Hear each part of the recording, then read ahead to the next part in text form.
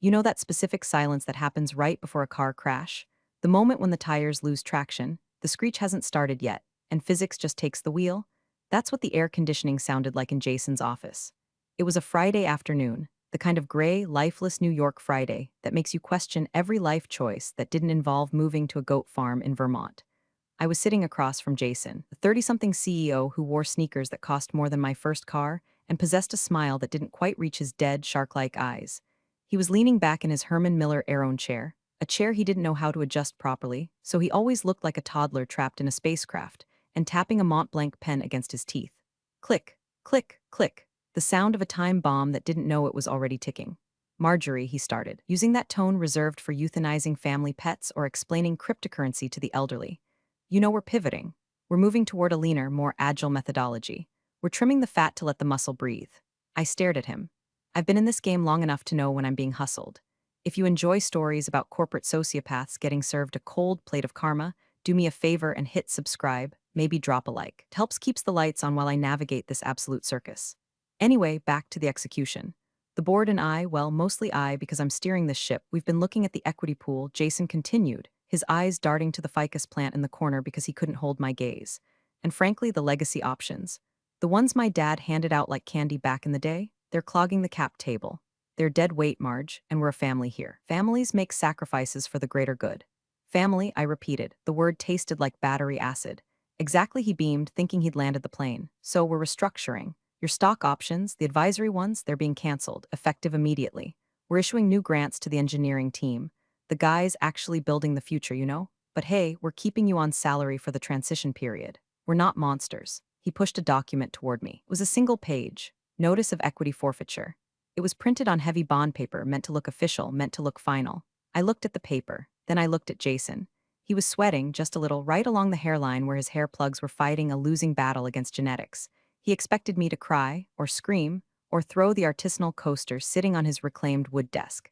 He was braced for the hysterical older woman routine. I gave you the best years of my life speech. He didn't know who I was. He saw Marjorie, the governance lady. The woman who sat in the back of meetings taking notes. The woman who quietly reminded people about compliance training and updated the employee handbook. He saw a fixture, like the water cooler or the printer that always jammed on tray 2. He didn't see the architect. I didn't pick up the pen. I didn't touch the paper. I just folded my hands in my lap, placing one thumb over the other, pressing down until the nail turned white. Is that all, Jason? I asked. My voice was steady, flat, the audio equivalent of a heart monitor line. He blinked, confused by the lack of drama. Yeah, I mean HR will send you the updated comp package, minus the equity. But Marge, really, thank you for being understanding. It's just business. Just business, I echoed. I stood up. My knees popped, a sound that seemed deafening in the glass box. I smoothed the skirt of my charcoal suit, a suit I bought 10 years ago when his father, Richard, begged me to come save his chaotic little startup from an SEC audit. I looked around the office. I looked at the whiteboard covered in buzzwords like synergy, disruption, and hypergrowth. I looked at the photo of Jason on a yacht, holding a magnum of champagne, looking like the poster child for unearned confidence.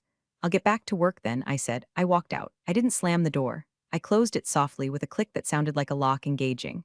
As I walked back to my desk, a small cubicle tucked away near the server room, far from the open-plan collaboration zones where the 20-somethings threw frisbees and drank kombucha, I felt a strange sensation. It wasn't sadness. It wasn't fear. It was the cold, metallic taste of absolute clarity. Jason thought he had just cut off a withered limb. He thought he had cleared the capitalization table for his big, shiny acquisition. He thought he was the smartest man in the room because he spoke the loudest and used the most acronyms. He had no idea that he had just tried to evict the landlord. I sat down at my desk. I unlocked my computer. I opened a folder labeled Archive Do Not Delete, nested inside 3 other folders labeled TAX Receipts 2018. I wasn't going to scream. I wasn't going to sue, not yet. I was going to wait, because Jason had forgotten the first rule of corporate governance. Read the bylaws, read the amendments. Read the fine print his father signed when the company was 3 days away from bankruptcy and couldn't make payroll. He wanted to play family? Fine, we could play family. We could play the part where the matriarch reminds the spoiled children exactly who owns the house. I stared at the screen, the blue light reflecting in my glasses. The cursor blinked. Let the games begin, I thought.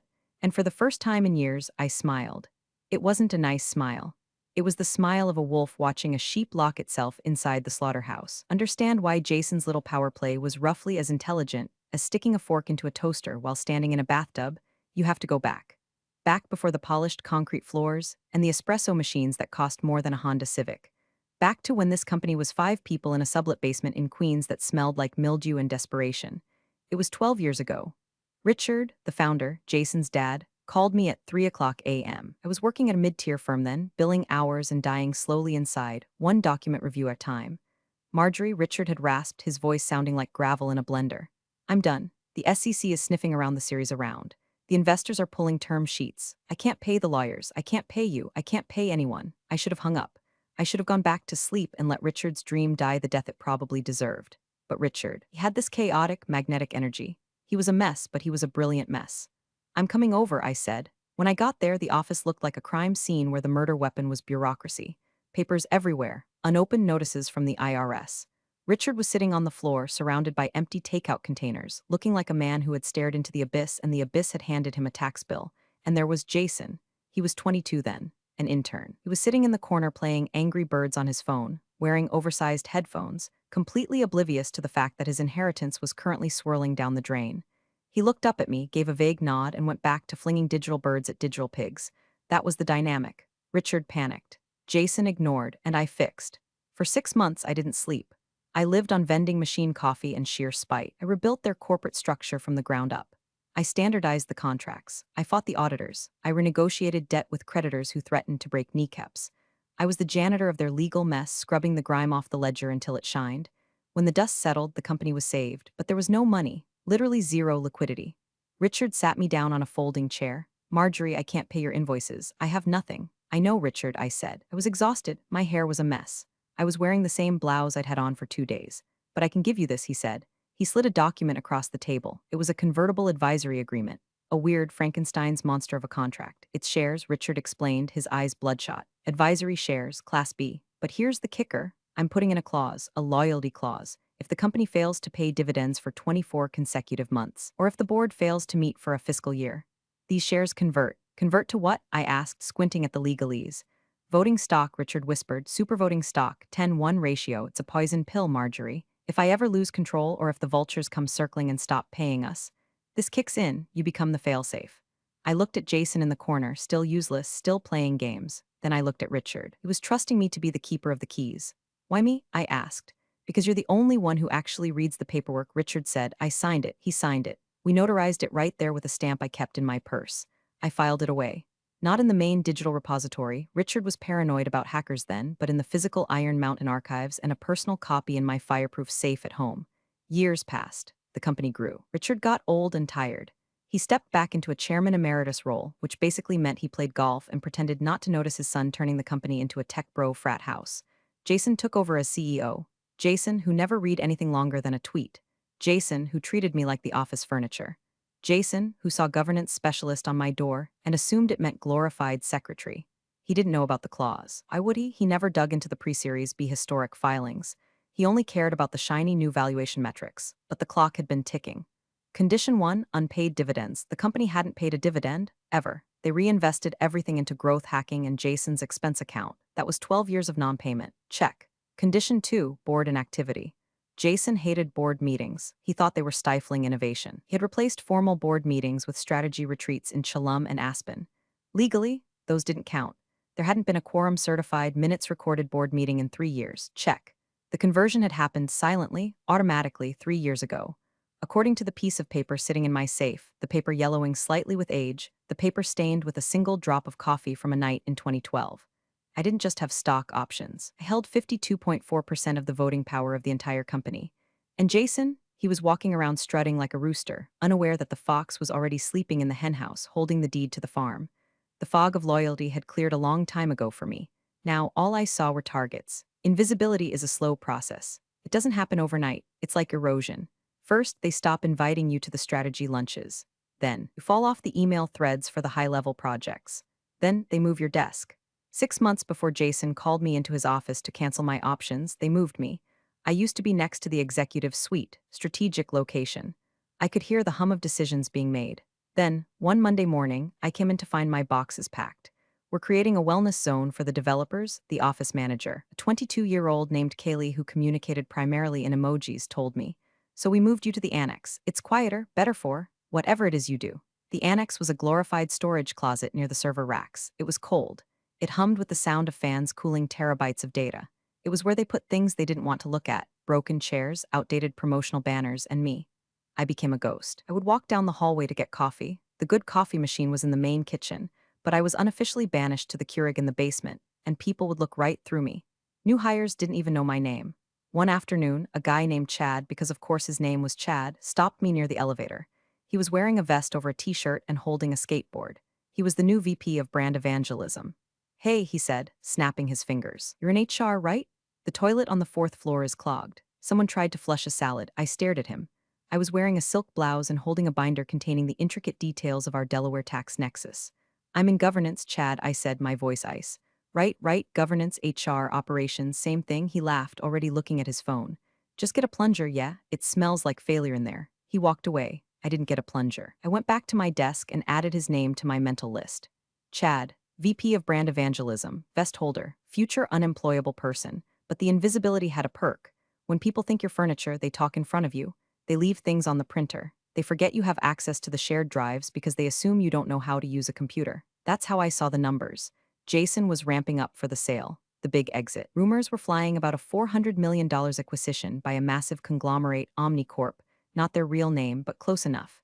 To get that valuation, our EBITDA, earnings before interest, taxes, depreciation, and amortization, needed to look stellar.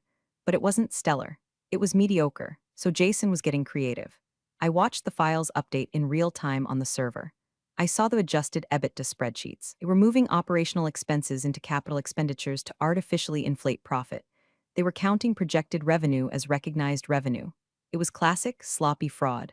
The kind of stuff that works for a quarter until the auditors actually open the hood. I sat in my cold corner by the servers, wrapped in a pashmina scarf, watching the digital trail of lies grow. "You're getting sloppy, Jason," I whispered to the screen. He was cutting corners on compliance. He was ignoring GDPR regulations. He was skipping the board approvals for major spending, approvals that technically needed my signature, though he thought he didn't need anyone's permission. Every day I saved a copy, every altered invoice, every sketchy email thread where he told the CFO to make the numbers work or I'll find someone who can. The cost of my invisibility was high. My pride was bruised. My professional identity was erased. I was the crazy lady in the basement to these people. But the return on investment, it was going to be astronomical. While they were playing ping pong and drinking nitro brew coffee upstairs, planning how to spend their millions, I was building a dossier. I was constructing a coffin, nail by nail, document by document. They thought I was obsolete. They didn't realize that in a company built on smoke and mirrors, the person who holds the flashlight is the most dangerous person in the world. I checked the time. 5:30 p.m. The office was getting loud, beer o'clock on Fridays. I could hear the music thumping through the floorboards. I packed my bag. I took my hard drive. I walked out past the reception desk. Kaylee waved without looking up. "Have a good weekend," she chirped. "I will," I said, and I meant it, because this weekend I was going to open the safe. My apartment on the Upper West Side is the antithesis of the startup office. It is quiet. It smells like beeswax and old paper. There are no beanbag chairs. There is no neon signage encouraging me to hustle harder. There is just order. That Friday night, after Jason had fired me from the equity pool, I didn't drink wine. I didn't cry into a pint of Ben and Jerry's. I made a pot of very strong black tea, put on my reading glasses, knelt before the floor safe in my closet. The dial spun with a heavy, satisfying click. Left to 32, right to 18, left to 04. The door swung open. Inside, stacked neatly next to my birth certificate and my grandmother's jewelry, was the file. The file. I carried it to my dining room table, spreading the documents out under the warm glow of the chandelier.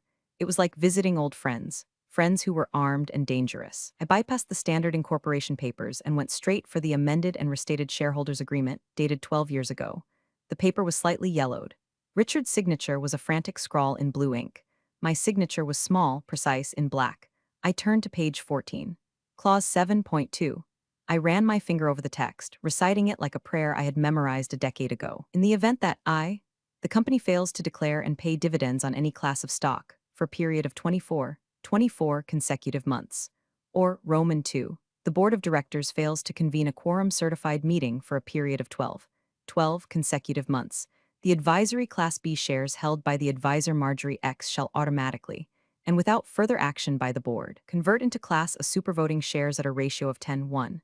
I grabbed a calculator. I didn't need it, but I wanted the satisfaction of the buttons clicking. Total outstanding shares, 10 million. Jason held 4,040%. Investors held 4,040%. Employee pool, the one Jason was trying to gut, 1,010%. My original grant, 1,010%. But the math changed when Clause 7.2 kicked in. My 1 million shares didn't just stay as 1 million. They carried the voting weight of 10 million. The total voting pool wasn't 10 million anymore. It was roughly 20 million votes, and I held 10 million of them. 10 million out of 19 million effective votes, 52.6%. I sat back in my chair, the tea cooling in the mug. Jason thought he had canceled my options. You can't cancel stock that has already vested, converted, and legally metamorphosed into a controlling interest. He could stop issuing future grants. He could fire me as an employee, but he couldn't fire me as the majority shareholder, not without a shareholder vote. And he couldn't win a shareholder vote because I was the vote. I looked at the date on the conversion clause. The trigger date was 3 years ago.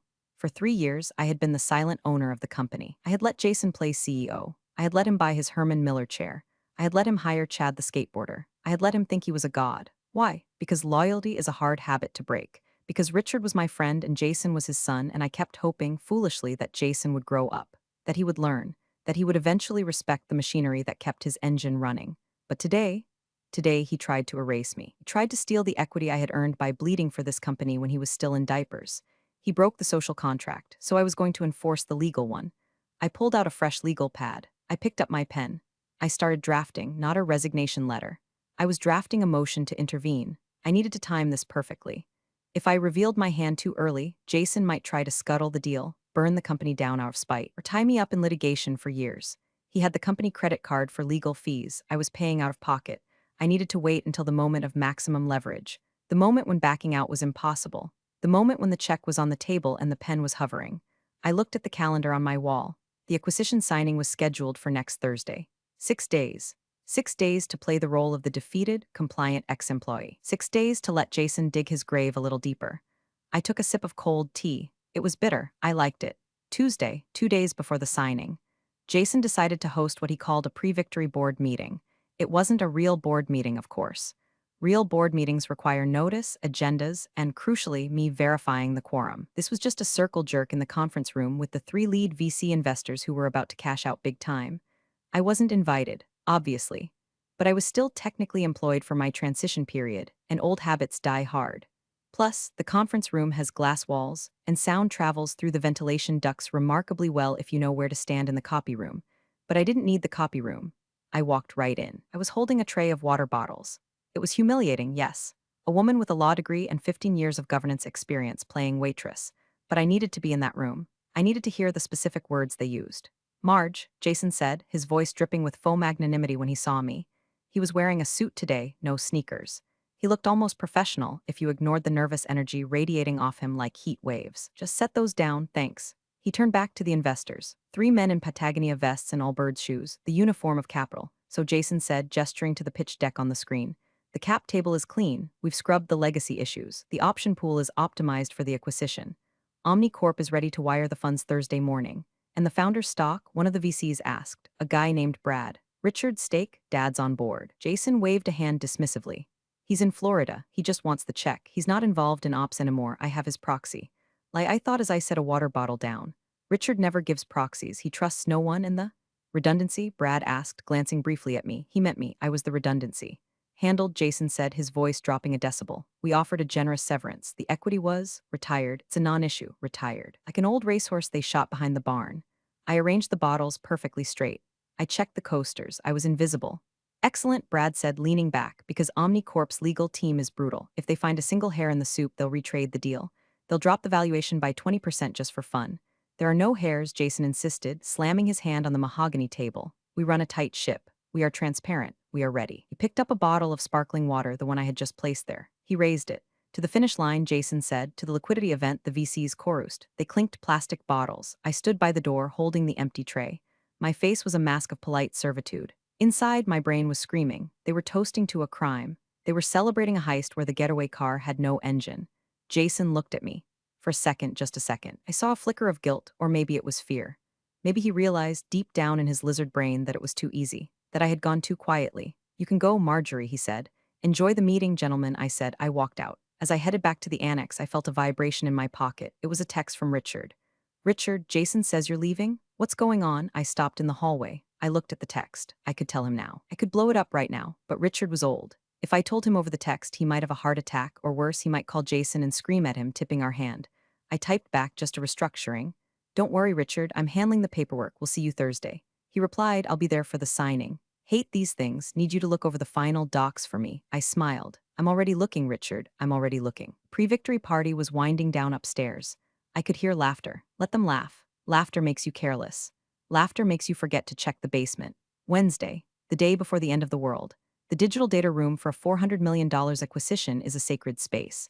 It's a secure, encrypted server where the company bears its soul to the buyer. Every contract, every lawsuit, every employee agreement is uploaded for the buyer's lawyers to tear apart. I still had my admin credentials. Jason had instructed IT to revoke my access by Friday. He was sloppy. He should have done it Monday. I logged in from the annex. I watched the file uploads coming in from Jason's computer. Folder / cap table final / file, cap table v final clean XLSX. I downloaded it. I opened it. It was a work of fiction. A beautiful, terrifying lie. There it was, row 42, Marjorie X, shares 0. Status terminated / forfeited. He had actually done it. He hadn't just told me the options were canceled. He had deleted them from the official ledger presented to the buyer. This wasn't just shitty boss behavior anymore. This was federal securities fraud. This was go to jail, do not pass go territory. If Omnicorp bought the company based on this spreadsheet, and then I popped up later claiming 52% ownership, the lawsuit wouldn't just bankrupt the company. It would destroy Jason personally. It would destroy Richard's legacy. I stared at the spreadsheet. The cells were neatly formatted in Arial font. The lies looked so professional. My phone rang. It was a 212 number. Omnicorp's outside counsel, a firm known as the Wolfpack. I didn't answer. I let it go to voicemail.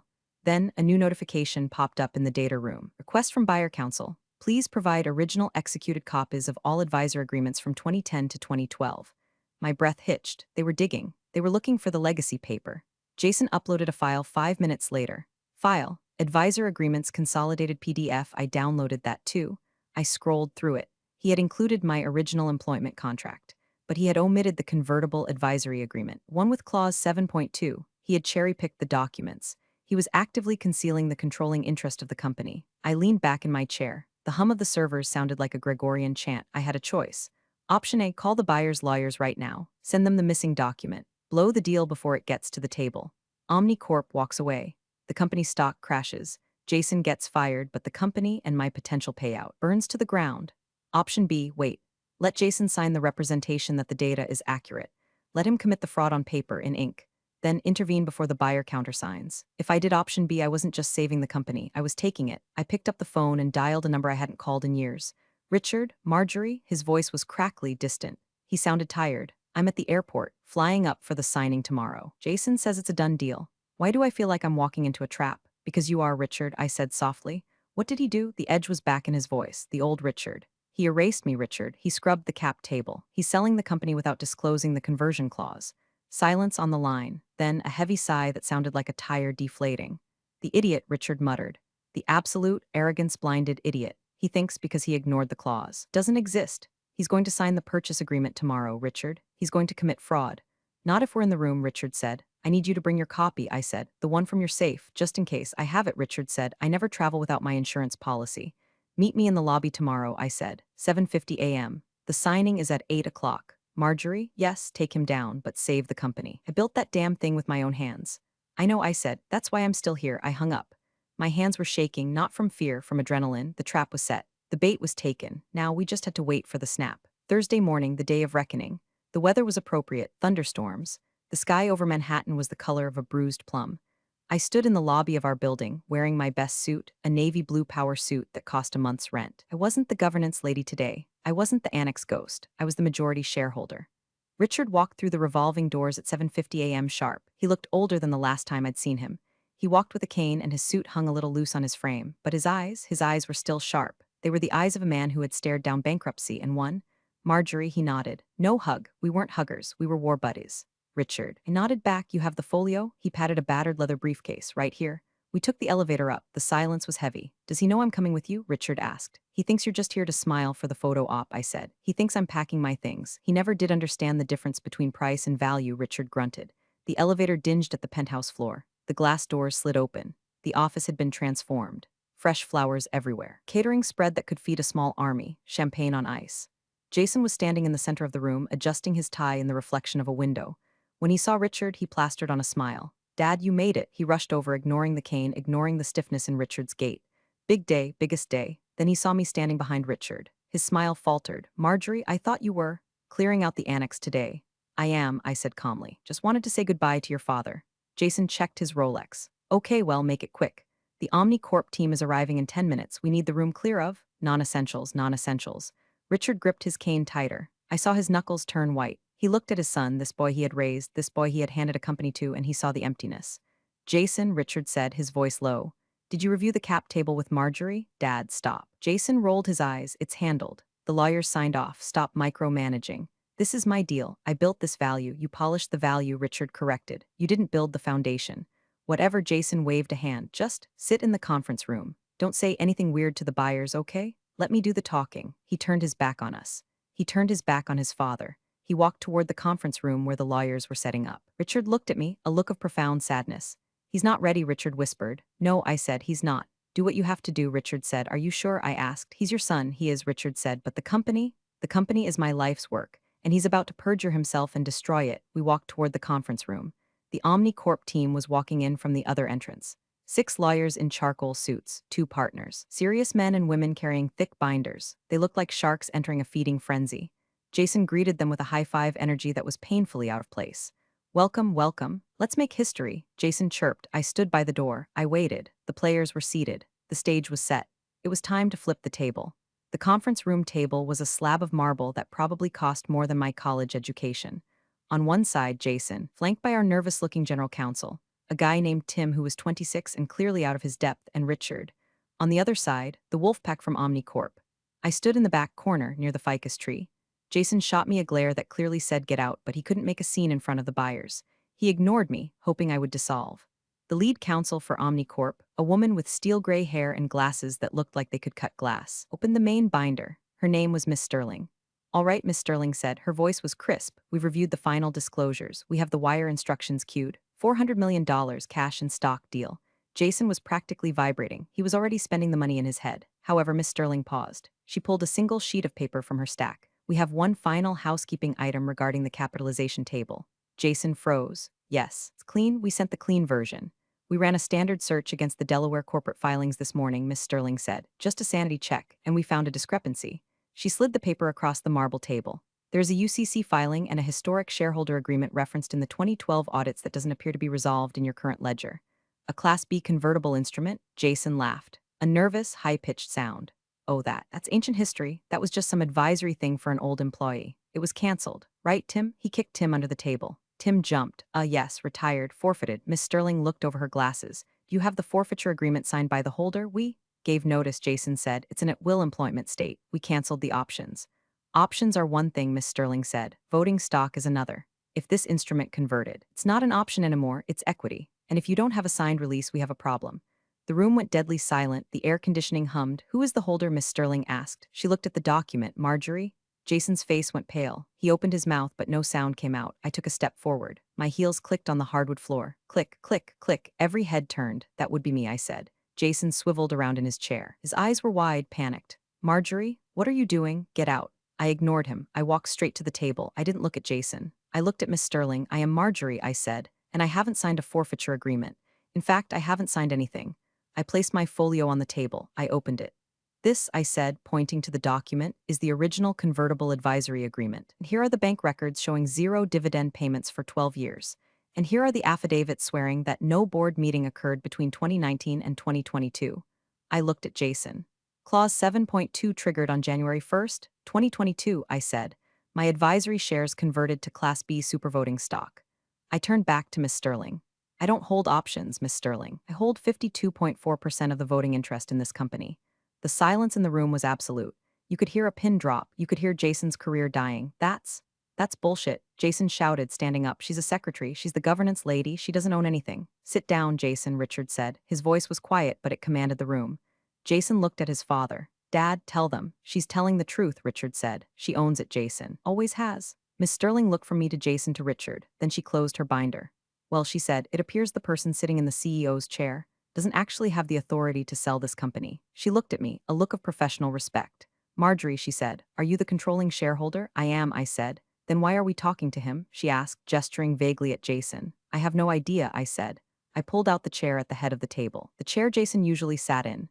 Jason, I said, you're in my seat. Jason looked like he had been slapped. He looked around the room for allies. The VCs were staring at their phones, frantically texting their own lawyers. Tim, the general counsel, was trying to become one with his chair. Richard was staring straight ahead, his face unreadable.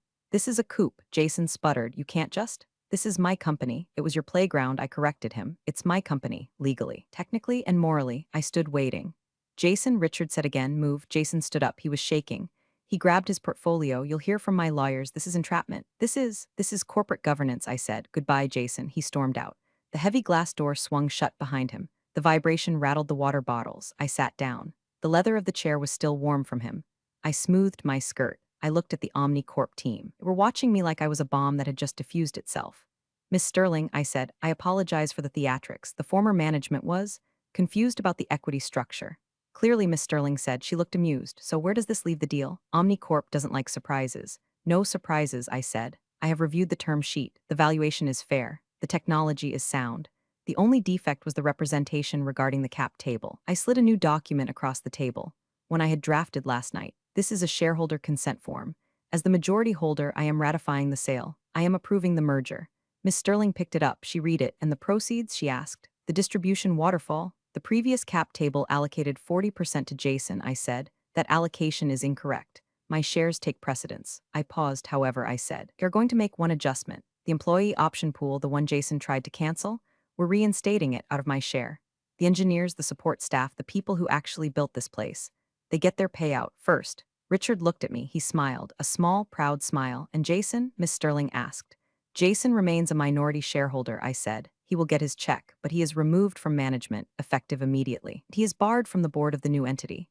Miss Sterling nodded. She pulled out a fountain pen. We can work with that, she said.